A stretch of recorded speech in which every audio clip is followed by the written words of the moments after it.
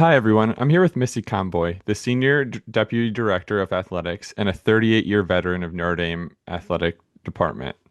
You're a 1982 graduate of the university who was a captain for the women's basketball team as a senior. As a member of the athletics department, you've overseen a number of projects across campus, including the Irish Athletic Center for the football team and the Campus Crossroads Project. You're also the liaison for the Athletics Affairs Committee of the Board of Trustees and the Faculty Athletics Board. In the past, you've served on a number of ACC and NCAA committees. That includes 9 years on the NCAA Division I Committee of Infractions. You also represent the university as the Deputy Title IX Coordinator for Athletics and are still the sports administrator for the volleyball program. Honestly, I could keep going on and on because you've had a hand in pretty much everything that's gone on in athletics at Notre Dame for almost 4 decades. And on a personal note and full disclosure, you're also one of my wife's role models when it comes to women's and leadership. Missy, thank you so much for being here today. Thank you so much for having me. So I listened to another interview you did where you talked about how when you were around 10, you decided you wanted to go to Notre Dame and play for the women's basketball team. And that was at a time you were still a few years away before Notre Dame even admitted women. What was your relationship or first memory of Notre Dame, and what made that be kind of a goal and a dream you wanted before you maybe knew it was even a possibility? Well, I was living at the time in Buffalo, New York. My dad was from Buffalo. He was actually serving in Vietnam during that time, and we lived next door to my cousins. And both my uncle and my father were huge Notre Dame fans and used to listen to the games on the radio, the football games. And so that is where my first interest came. I can also remember going to a store. My cousins called it the T-shirt lady, and I remember she sold seconds of college T-shirts, and I bought my first Notre Dame T-shirt, it would probably be in style today because it was a very vintagey type of T-shirt, just simple gray with the Notre Dame crest on it. And I started wearing that around and proclaiming to everybody that I was going to go to Notre Dame. I was going to play basketball. So that would be my first core memory of how I got interested in Notre Dame. And then you made that dream a reality. And I know at the time, I guess the women's basketball team looked a little different than maybe the program people are familiar today. What was that experience like? And it sounds like you spent your senior year in Germany and then kind of transitioned to Notre Dame. But what was that kind of like to kind of achieve that dream after living abroad and then seeing the program grow even during your time on campus? So the program was indeed very different than it is today. Basketball wasn't a varsity sport at Notre Dame for women until 1977. So that was only a year prior to my enrolling at Notre Dame. So there was still I reached out, I contacted the coach, and there was still the need to go through a tryout process once you got here. And I, was thrilled when I got to call my parents back in Germany in October of that year to let them know I'd made the team. But for the first 2 years, we operated as a Division uh, III AIAW program, and we competed relatively regionally. I do remember, going further away out to Washington State to participate in the postseason tournaments. But for the most part, we were competing relatively regionally. We played St. Mary's twice a year during those early years, as well as a number of other nearby schools. And then everything kind of changed my junior year. The NCAA began running championships for women's sports. As an institution, we began to compete in our women's sports at the Division I level. And so my team still owns the record of the most lopsided defeat in Notre Dame women's basketball history when we went out and played South Carolina my junior year. They were ranked number 2 in the country, and I think they beat us 127 to 48. Oh, wow. I don't think anyone's going to touch that record, unfortunately for us. And then our senior year, we only lost to South Carolina by 20 on the road, so we felt like that was kind of a moral victory. Beginning my junior year, we did have 2 scholarship recruits that came in, and then my senior year, we had 5 more scholarship recruits. So we had 7 scholarship individuals my senior year when I was captain of the team. And let's just say that they were on the court a whole lot more than I was. I was giving a lot of my leadership guidance from the sidelines, but it was tremendous to be part of a program that was growing so quickly. And what was it like kind of looking back on now, especially, I mean, given all you've seen as the athletic department has developed to kind of know you were at the kind of infancy stage and and see what it kind of took. And I'm sure just even, your department now has grown exponentially since then. Well, it's a pretty major difference between the way we operate today. Again, as I mentioned, we scheduled very regionally. We traveled mostly by van and sometimes by bus. We were eating at McDonald's and staying at Motel Sixes for to a room in the early years. And we would wait until the men's team finished their practices before we could take the floor. And if Digger wanted to go for, another hour, we'd start an hour later. And so there was no one really looking at gender equity and making sure that we were treating everyone fairly. It was just all of our women's programs were so young and just kind of maturing slowly. And so a lot of the opportunities that we provide for our female student athletes today just weren't available. I think about, equipment. We would buy our own shoes. We'd get one home and one away uniform. And I think we kept them for multiple years. And if I showed you, I probably have it behind me in my cabinet here. If I showed you what it looked like, you'd be like, "What?" It certainly wasn't the kind of high, quality, performance fabric that you have on your uniforms today. It was just an entirely different. There were no scholarships early. We got some scholarships. Ultimately, we went to 12 scholarships and then to 15 scholarships. But I was there really during the infancy of the program, and we like to say we set the foundation way down in the basement as to where the program would eventually progress to.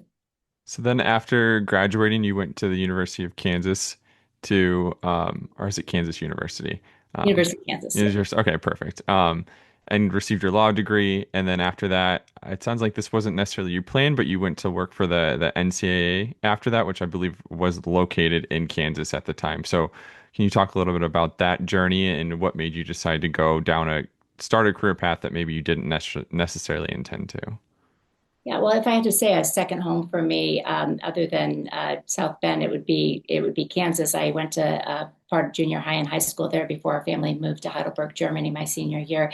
And I had two older sisters that graduated from the University of Kansas. So I decided to go there to get my law degree. I really didn't think about the potential of getting into college athletics. I didn't have a lot of, or any female role models in athletics here other than my coach. And I didn't realize what opportunities there might be for a lawyer working in athletics. So I was clerking at more traditional firms, and I went back to start my third year in law school. And I used to play pickup basketball with a group from the law school, including the dean. And he was a counsel with a firm in Kansas City, and he did a lot of kind of sports work. And he suggested to me, reaching out to the NCAA, where a couple of his former students were working, one in the enforcement area and one in the legislative services area. And those seemed to be the two different areas at the NCAA where they hired lawyers. So I took the bar and went ahead through the process of interviewing with the enforcement staff and ended up getting a job. I was one of two women on the enforcement staff of about 17 individuals at the time. And basically my job was as a prosecutor, for lack of a better term, in a kind of an administrative law process where I would actually do the investigations into different schools based on information we had received at the NCAA, or on other kind of outreach programs that we had with top student athletes. And then we would collect all the information, interview all the coaches and the student athletes and any other interested parties. And then we would write up the case and present it to the NCAA, to the Committee on Infractions, basically in a prosecutorial role. And then the attorneys for the school that was being charged would be the defendants in the case, and we ultimately would have a hearing, and the Committee on Infractions would render it a verdict there, whether it was probation or loss of scholarships or anything along those lines. So again, I learned a lot about college athletics, made a lot of connections, and in fact, got a chance to get reacquainted with Gene Corrigan, who was the athletic director at Notre Dame at the time. And so Gene, when he was looking to set up a compliance department at the university, reached out to me at the NCAA and asked if I would be interested in applying. And I assume you did, and that kind of is what led you to your 38-year now journey and the Notre Dame Athletics Department.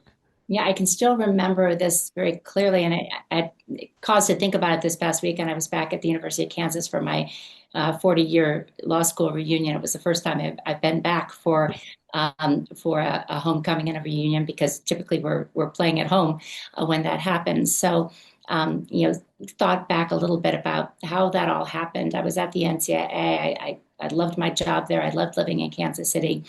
And Jean talked me into coming back for an interview. And I was thinking, I'm not going to move back. I'm 27 and single. I'm not moving back to South Bend, Indiana. And I came out. I can remember going over to the stadium at the time, two stadium renovations ago, and sitting in the stands with Joe O'Brien, who was our business manager, and watching a football practice, and thinking to myself, I don't have to stay here forever. I can just come and work at my alma mater for a couple of years, and then I can decide what I want to do next. And so, I thought I would be. I really regret not taking advantage of the opportunity that was being extended. I came back here, and it's been a long stop. And what made you kind of start? I mean, you had been in the enforcement part for the NCAA and then transitioning to maybe the other side, I guess, for a lack of a better term. What made you start, I guess, falling in love with a career that you're doing still to this day? Well, so many of my friends were going on to work either, for the government as an assistant DA, or, going down the route of wanting to be a district attorney, or being a U.S. attorney, or others were working for big firms. And I just felt that it was the perfect way to kind of blend my interests in athletics and, my love for intercollegiate sports and what it can do to prepare young people for a career after they leave. I thought having that balance, the ability to have an impact on young people, and at the same time, commitment to integrity and following the rules, and communicating, being able to communicate how important it is to have education as the primary objective for any student athlete coming to play intercollegiate athletics. So it just seemed to fall into place. And at the NCAA, it was more of a, I don't want to say negative. We were doing what we were doing for all the right reasons, to ensure a level playing field, and to make sure people were following the rules. But when I came here, the objective was, it felt far different. It was like, let's make sure we follow the rules. Let's make sure we do things the right way. And let's make sure we developed really, talented young people into tremendous young professionals and ready to enter the workforce. And how did you, I mean, you started in compliance, as you mentioned. How did your role just kind of start expanding to all these other things? Is that something you just kind of started jumping into, or I'm kind of curious because, again, as I mentioned at the top, I could have read your resume for another few minutes, just all the different things you've done on campus. How did that kind of start from what maybe seemed like a very like kind of legal administrative role to everything else you're doing? Yeah, we were such a small department when I first started. And so, I think there were three of us in assistant AD roles. Now, between assistant, associate, and deputies and senior deputies, you have, 30 some that are at the university. But back then, it was a really small department. You had Roger Valdesari running sports information, you had Joe O'Brien in the business office, and you had Brian Bulak, myself, and Tom Kelly. Brian and I really divided all the sports between the two of us. Tom Kelly was primarily doing rec sports at the time. I think they called them NVA, non-varsity athletics, but that is where he focused a lot of his time. So it was really two of us that were focused on being the resource for all of our programs. So we're 26 now. We weren't that big then. We've grown in the interim, but it was a small department. So if you were willing to go speak at a UND night, or if you were willing to, take on a new responsibility, it was, or develop an area, it was really there for you to, get involved in. As we've grown as a department, and as our needs have changed, I would say most of the changes in my role have coincided perhaps with leadership change in the department. Um, you know, Under Dick Rosenthal, he came from the banking industry, and he knew I came from the NCAA, and he gave me a lot of responsibility at a very early point in time because he thought, oh, she understands how college athletics work. She's been at the national office. And so I got a wonderful opportunity to jumpstart my career in college athletics because of the the long leash that Dick Rosenthal gave me. And then when Mike Wadsworth came on board, I started to do a little bit more of the legal work and work closely with the general counsel's office. And then when Kevin White came on board, he actually brought 3 new senior staff members with him. So between the 3 of us that were already here and the 3 new staff members, there was a need to divide up the responsibilities. And so at that time, I was still doing compliance, and he asked me if I wanted to stay in compliance, if I wanted to move to business operations, or I wanted to move into kind of the student development space. So those were the 3 options that he gave to me. And he really prodded me in a way to go towards the business operations space, because as an English major and as a lawyer, I didn't necessarily have the knowledge of how we build budgets and how we monitor them, and what are the different sources of revenue and what are all expenses, and just learning about all of that with the very able assistance of Tom Neville, who was our business manager at the time, who probably knew more about what I was doing than I did, and I was his boss. It was just a tremendous opportunity to kind of get that part of the business into my resume. And then a few years later, Kevin White wanted to bring someone else on staff to replace Bernard Muir when he left to go off to Georgetown to be the athletic director, and he wanted to bring Stan Wilcox, who just recently retired from the NCAA, as one of their executive VPs. And Stan didn't have a lot of experience in facilities, which Bernard had overseen. So he asked me, who also had no experience in facilities, to go ahead and take on that responsibility. So I shifted gears once again. And I would say for the next 15 years or so, I had just a tremendous opportunity to be a part of kind of changing the landscape of Notre Dame athletics by being involved in probably 12 to 15, major projects. About 10 of them were new facilities, and then a lot of major renovations of existing facilities. So I never knew that that would be something that would appeal to me so much. I was also in charge of facility operations, but I really had to spend a lot of my time on the master plan for facilities, both first creating the master plan and then kind of bringing the master plan to life through very close association with our facilities and design team at the university. And through that, I got a chance to renovate Notre Dame Stadium and renovate the Rolfs Athletic Hall, which is the basketball practice facility, and build a boathouse, and build Compton Family Ice Arena. I mean, the number of facilities that I got to be engaged in is just, I look around campus, I think, wow, that's a lasting, testament, personally to me, to know that I had a chance to be involved in that really impactful work.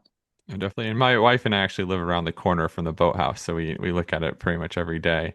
So that's really cool. So what are some of the challenges? I mean, you mentioned you didn't have the background, but you're obviously dealing with these huge projects, and I guess dealing with contractors and significant budgets, and also wanting to deal with the aesthetic that Notre Dame wants while also modernizing it for student athletes. How do you kind of navigate all those challenges, especially as somebody who, it sounds like, didn't have much experience with it? I like to think that just because of my love for the university, having been around the university, and knowing that there's a certain look and feel and expectation that people have when they visit Notre Dame, my focus was really on making each facility really special and unique and specific to Notre Dame.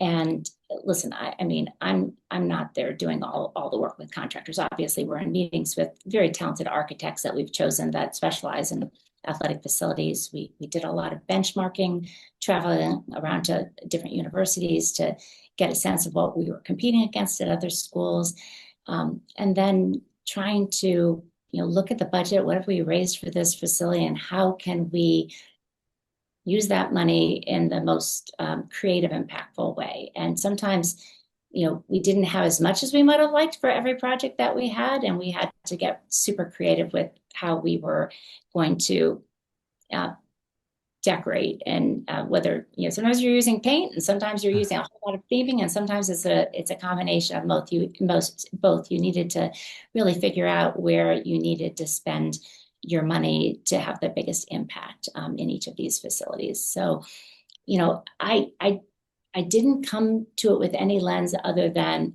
I wanted to be uniquely Notre Dame.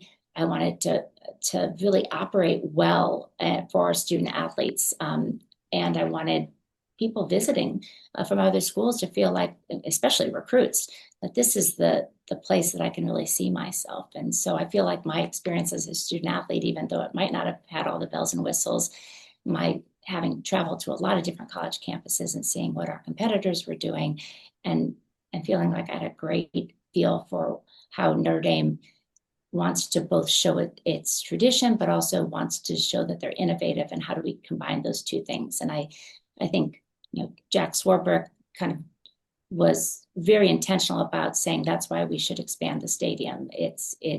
New Rockne would have been embarrassed. I think he said that we had not changed a thing in the 80 years since it had been built. So he said Rockne was the innovator, and he would want to know that we were kind of progressing and implementing new things there. But by the same token, we wanted to make sure that people who walked into the stadium knew that they were at Notre Dame.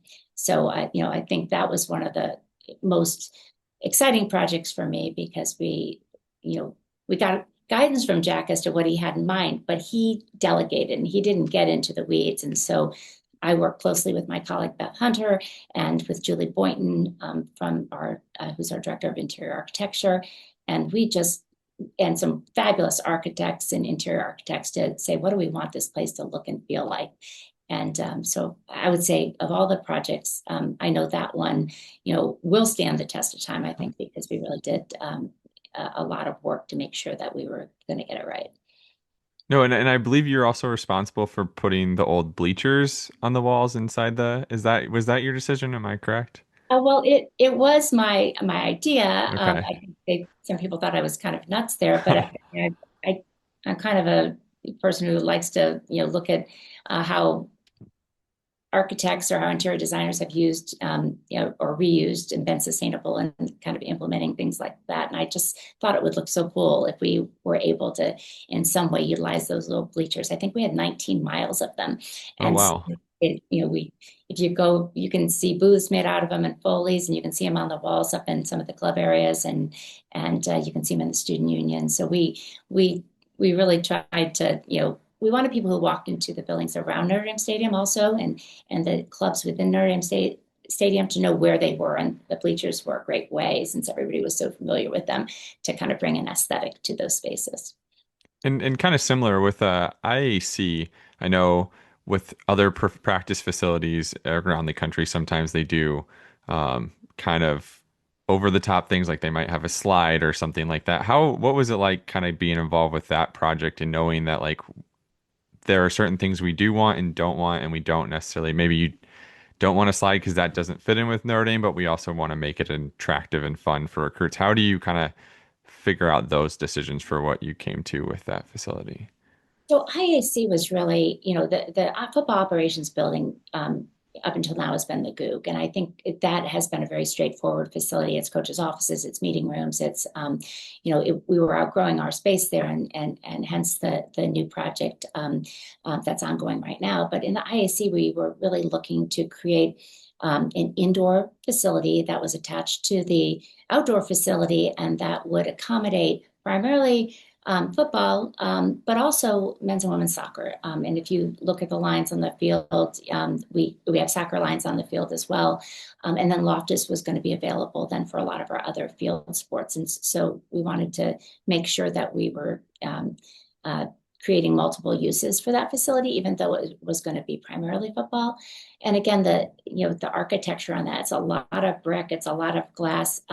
Some of those buildings at other campuses are not very attractive, and here there's an expectation as to how it's going to fit into the campus, community. And if you were to make a building that large without really spending a lot of time on the external architecture, much like hockey, it's just both of those are really big buildings. And if you don't take some time to really try to create as best you can a collegiate Gothic indoor athletic facility, then it's going to stand out like a sore thumb. It's going to look like a giant garage. And so that building is pretty straightforward. And I think a lot of the money was spent and again, I can't tell you the exact percentages, but certainly the look and feel on the outside and on the inside were both very important.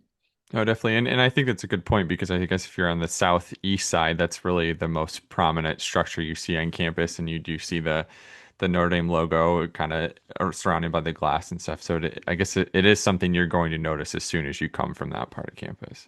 And actually, that Notre Dame logo was an add-on after the fact. Okay. Uh, Tim O'Connor, who works in our graphics, had been working on that project. How can we have a symbol, kind of like the number one flag on the building, that when we win a football game, that lights up and the whole community is aware of it. So that was an add-on there, but I loved the idea and I thought it fit really well. Oh, nice.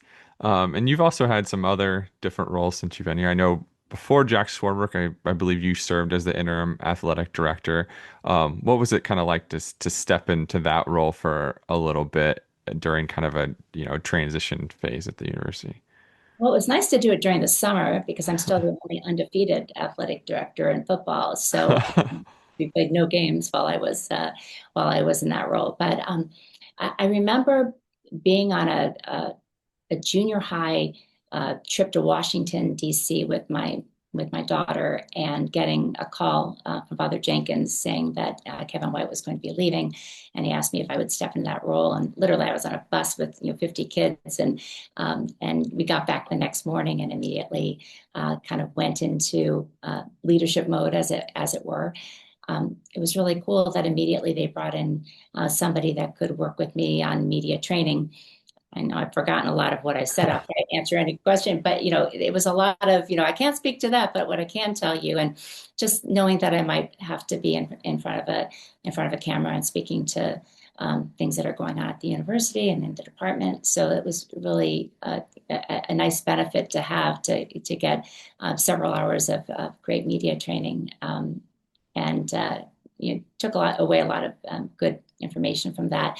And then what I found, and I think anyone who works at Notre Dame and is surrounded by the great people here, is that all of my colleagues were immediately looking to see what they could do to help me. And it didn't feel like I was, sitting there, telling people what to do. It was meeting with the senior team and trying to figure out what needed to happen in the short term. And it wasn't that long a period of time. And I did get to take a trip to Ireland during that time because Kevin White had already planned a trip with some benefactors. And so that was one of the nice benefits of having taken over the role in that time frame. But for the most part, it was, let's keep this ship moving in the right direction. And I can tell you all my colleagues were so on board to help me out and make sure that that I wasn't gonna falter. So And then you obviously worked with Jack Swarbrick then for a long time. What was it like you touched on some of the facility projects already, I suppose, but was it like to kind of work with him as Notre Dame, especially the football program kind of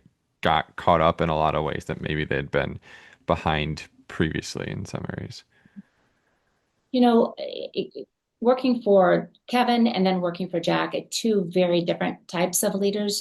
Kevin, very, very formulaic, and he had been an athletic director a lot of different places, and he knew what worked. And so he came in with a plan as to, we're going to add scholarships, we're going to, get our coaches under contract and get great coaches, and we're going to compete at the highest level, because we're going to put NCAA scholarships into our programs that had been operating with very few or no scholarships in the past. So he had this formula that had worked. I would say Jack came in not having had experience as an athletic director, but having been involved with a number of very high profile athletic entities such as the NCAA, the Super Bowl, and some of the Olympic governing bodies. And so he came in as a Notre Dame grad, with a perspective of how do I use my strategic acumen to make sure that we position Notre Dame for the future. And we say today these are changing times, but I feel like throughout my career, athletics has been in a change, right? And so at the time, we really needed to think about our conference affiliation. One of his major steps was to get Notre Dame to be able to compete in the ACC without football, which I'm sure took a lot of negotiating and was a great home for our Olympic sports, continues to be a great home for our Olympic sports. But to be able to do that in a major conference without football, keeping your football team independent was a major coup, I believe. And then, obviously he had to start to look at how our facilities had, not kept up. And in particular, the stadium, his uh, idea to create the Campus Crossroads Project to pitch this big idea that not just athletics, but the entire campus was going to be able to benefit from these initially four, but ultimately three buildings around the stadium, preserving the north end zone so that we could see Touchdown Jesus. But the idea that this would be a crossroads for academic, student life, and athletics, and would allow us to activate the stadium 365 days a year. Maybe not on Christmas, maybe 364 days a year. But it was a big idea that wasn't part of any ongoing campaign, and so we got really creative there as to which units of the university were going to move into the stadium, and essentially it was those units that already had a fundraising initiative that had been approved as part of the campaign. And then when they raised those dollars, it could go into building the structures around the stadium, which would allow us to build the premium hospitality above that. And so, I mean, it was a big idea. And Jack was the type of individual who would have these ideas, and he would work on them, and he would, kind of master the storytelling behind why this is uniquely Notre Dame and why we needed to move forward with it. He was so convincing. And he was also the type that once he had that idea in hand, he would turn it over and say, this is what you need to work on for the next 4 years. And so I would say, I tried to keep him up to date.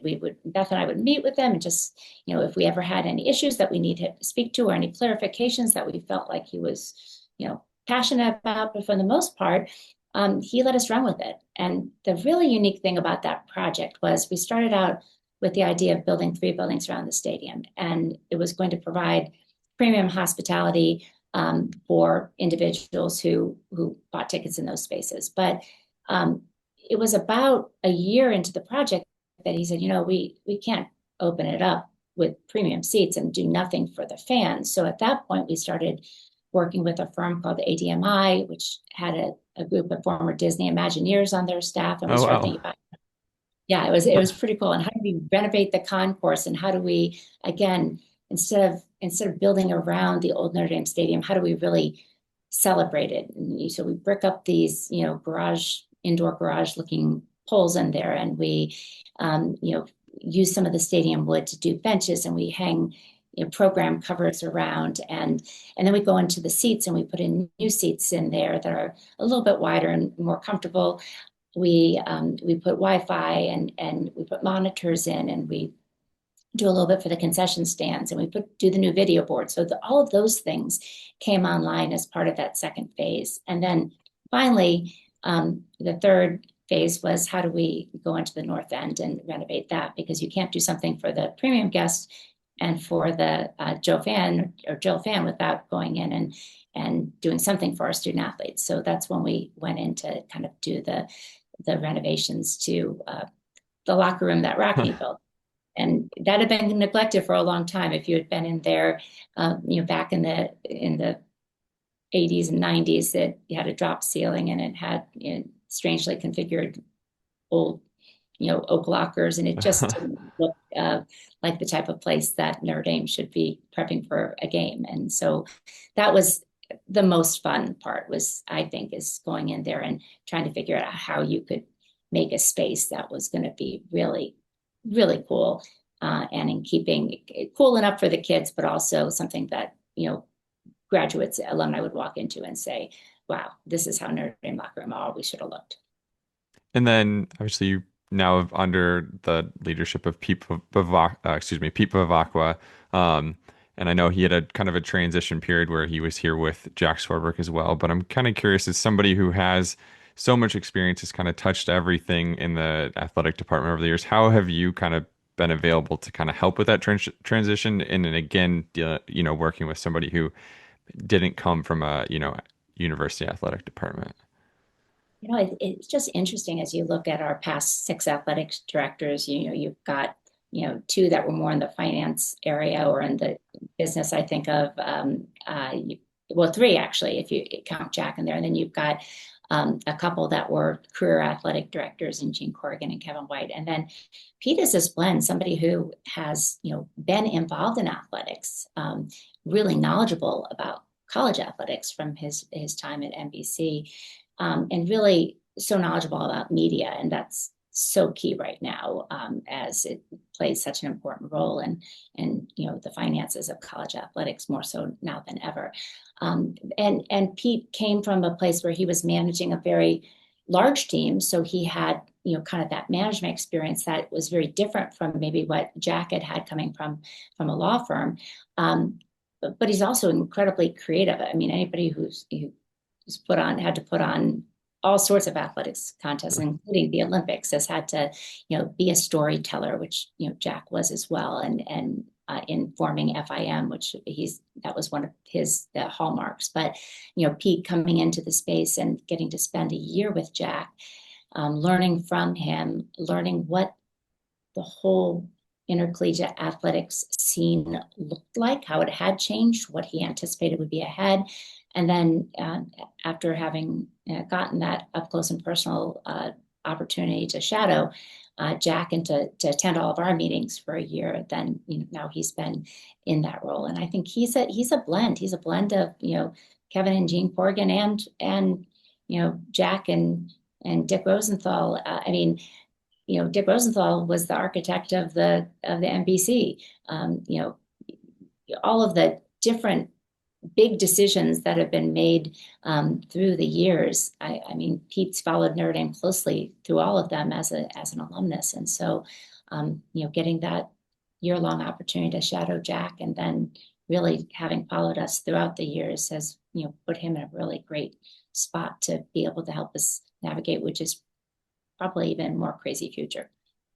And then I also wanted to ask a little bit about your time on the NCAA Division I Committee on Infractions, especially given kind of where things are progressing today. I know you were involved with some stuff early on, even with USC and Reggie Bush stuff. And I'm wondering if even back then, if you could imagine kind of where things would be today, kind of with NIL and kind of the changing landscape, which, I mean, I know that was when I was in high school still, but that's still not that long ago in the grand scheme of college athletics.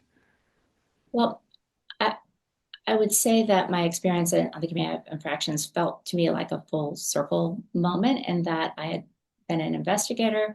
I'd been on the defense side back in the late 1900s when we were had the Kim Dunbar case, and so we were in a defense mode then, and then having a chance to join the Committee on Infractions and being on it for 9 years, where I had a chance to work on. I can't even tell you how many cases came before us during that time, because we met 6 times a year, and at least 5 of those meetings we would have anywhere between 1 and 4 cases come before us. So it was a lot of prep for a volunteer role, committee role, but it did give you an idea of what are the danger spots, what you needed to watch out for.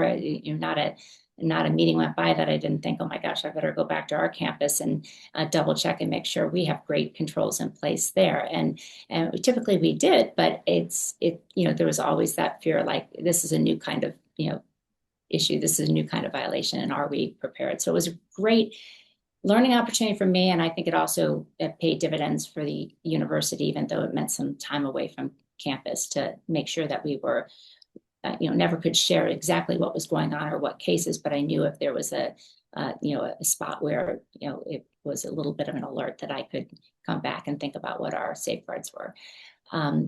So I would say that none of us anticipated the type of environment changing so radically. Some of my colleagues who were on the Committee on Infractions in our leadership roles and in different places, including Greg Sankey, who was on the committee for much of the time that I was on, and now he's commissioner at SEC. I can't imagine, and he and I have talked about it, that that to have this kind of transition in the space, and so many of the things that were absolutely not allowed and you would never imagine anyone doing are now things that are permissible. And and the type of violations that the NCAA might now look into might seem very small compared to the type of things that we used to look into. Now there's the new group, enforcement group, and the CSC that will be looking at cap violations or NIL violations, and so that kind of illegal payments to student athletes lives outside of the NCAA world moving forward. But it's it's amazing to me that the type of things that we spent a lot of time looking into are now things that are permissible in college athletics. And then I kind of want to transition to something else, but I know kind of doing some research that this is also something, your job is something that you wouldn't be able to do if it wasn't something your family also had a passionate about. I believe you mentioned that if your kids weren't okay waking up on Christmas morning at a bowl site or something like that, like it would be difficult to do. So what was it like kind of having a job that kind of had to integrate your family with it to and make sure they shared your passion with Notre Dame and athletics, or at least as much as they could? Well, I guess the best thing I did right out of the gates was to marry another, former college athlete. My husband played tennis for the Naval Academy, and he actually met him because his old coach from Navy was the tennis coach at Notre Dame for a long time, and we met when he was traveling to South Bend to spend some time with his coach. And he likes to tell everybody it was a long stop here too, just like my career. But my husband, sometimes he would go to different events, and I think people might have assumed that I was there because my husband was there. I said, "You're kind of covering for me at some things," but there's so many things going on in any given week. It's really difficult to be everywhere and to cover everything. And a lot of times I dragged my daughters to banquets or to the Oscars, which is our student athlete kind of achievement event at the end of the year, or they got to go to national championship games in basketball a couple of times, or travel with me, to bowl games, as you mentioned, and to be in a different place every Christmas. I think one of the really fun things is that they loved it. They had great role models. They loved being around the student athletes. I think two of them came to Notre Dame and played a sport, and so I think that wouldn't have ever been an aspiration for them necessarily if they hadn't had these terrific role models that they got to spend time with. And I ask them about it now, like, hey, what do you think about that? And we actually probably have fewer Christmas traditions. We have a lot of Thanksgiving ones, but fewer Christmas ones because we're always in a different place. But I always tried to talk to the hotel before I got there and make sure that there was a tree in the room, and then I would wrap their gifts and put it in the suitcase of one of my colleagues so I could go to their room and grab the presents, so that they could be surprised on Christmas morning. All the things that you do as a mom or dad to make sure that you're making sure the magic is there, despite the fact that you're not waking up in your own bed on Christmas morning. So I would say my kids would say they wouldn't have traded it for the world. They'd love the access and opportunities they had by being involved in college athletics through their mom, and certainly my husband has really enjoyed following all the teams here at Notre Dame. And then you mentioned two of your daughters playing sports at Notre Dame. You yourself obviously played at Notre Dame, and then this summer Notre Dame launched the initiative Cheer Her Name to celebrate all those who've contributed to Notre Dame women's athletics over the last 50 years. Kind of what does that initiative mean to you, and how important is it to kind of signify that, especially as somebody who played for the university that your daughters have, and then you've been a part of, kind of developing the athletics department for a significant portion of that time? We started talking about hosting a celebration of some sort back in 2022 when the university committee was looking at how do we celebrate 50 years of coeducation. And we started looking back and saying, well, we really haven't had women's varsity athletics for 50 years yet. It might be a better opportunity if we hold off on that portion of the celebration, because initially we were trying to figure out whether we could engage athletics in some way in that 50 years of coeducation. We said, let's hold back and let's see if we can do something distinct and different and make sure it's timed correctly. So we began working on it. The idea is about 18 to 24 months before this academic year. We kind of set out goals. We worked with an advisory committee on campus, including a lot of the male and female leadership on campus, and tried to figure out how to right size this celebration. Our goals were really to recognize and acknowledge our tremendous history and everything that we've accomplished. We wanted, secondly, to engage our alumni audience, and then finally we wanted to look at opportunities to create revenue streams for our women's sports to ensure their success into the future. And so when we made the announcement last summer that we were going to spend this year, celebrating the 50th anniversary, we wanted to make sure that we had, an announcement, we had a sizzle reel, that we had signage in all of our facilities, that we had a social media element to this. We provided gifts to all of our male and female student athletes that had the Cheer Her Name insignia on it, so that the women could actually, the women who are currently student athletes could feel a part of this history, but our male student athletes could go out and celebrate their female counterparts. So we love the idea that all of our student athletes can be seen. I always say there's a Cheer Her Name sweatshirt in the woods there, in the wild there, but I've seen them all over campus and all over the community, and that's been a really fun thing. And then we started planning very early for a weekend back on campus. We had over 350 female former student athletes come back to campus with about 500 family members. And we just felt that this was an opportunity to really engage them in a very impactful way. We had them attend, first of all, we partnered with campus to have them attend the dedication of the main circle, which was a celebration of 50 years of coeducation. We had a welcome reception that led into the volleyball game against Michigan that evening. And then we did a special shopping opportunity for them to be able to go into the Leap Varsity shop and buy some Cheer Her Name merchandise if they wanted to. We did give them some as well. And then on Saturday, we did a special edition of Pete's pregame, where we had 3 former student athletes, including Kate Marcraft, Kate Spur Marcraft, who was a 3-time Olympian, Haley Scott DeMaria, who was a swimmer who was injured in the bus accident, now is an author and a promotional speaker, and then Neil Ivy, who is, of course, our head women's basketball coach. And they were on a panel with Pete, and preceded by a brunch. And then we did a monogram tailgate, a mass after the game, and on-field opportunity during the game with Riley Hunter, our basketball great national champion, was there to present the flag.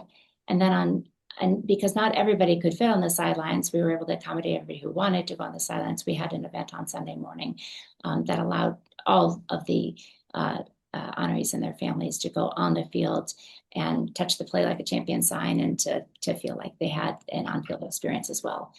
So it was a great weekend. The response that we have gotten back from the people who participated and it has been tremendous, and that will pay dividends in the long run, right? We wanted to make sure that we were reactivating our engagement with a lot of alumni who maybe hadn't been back, who hadn't participated, who hadn't contributed to support their former programs. And so, the final part of the celebration was to generate revenue, and that was not a separate goal or a separate campaign. That was simply saying we have a lot of women's sport initiatives in our existing campaign to endow scholarships, to endow head coaching positions, and we felt it to raise money for our restricted funds. And we felt that shining a light on all of the tremendous success that we've had as 13 programs over the last 50 years would create more interest in gift development and opportunity to generate more interest in funding some of those separate initiatives.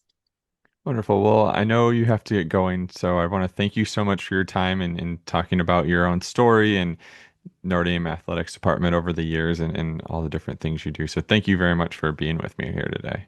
It was great to spend some time with you. All right. And everyone else for listening, I will see you again in 2 weeks. Bye.